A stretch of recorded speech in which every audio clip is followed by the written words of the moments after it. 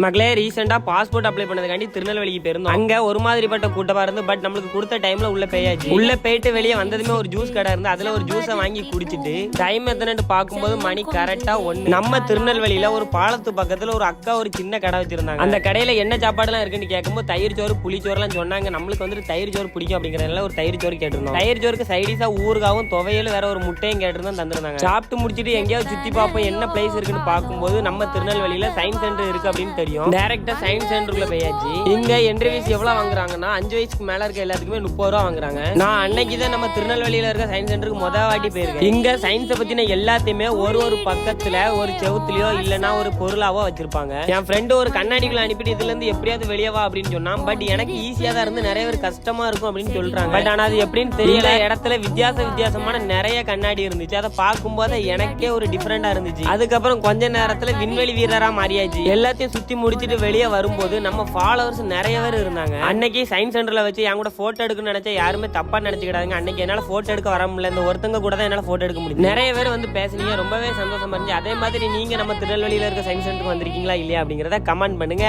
நீங்க நம்ம திருநெல்வேலியா இருந்தா இந்த வீடியோக்கு லைக் பண்ணிருங்க.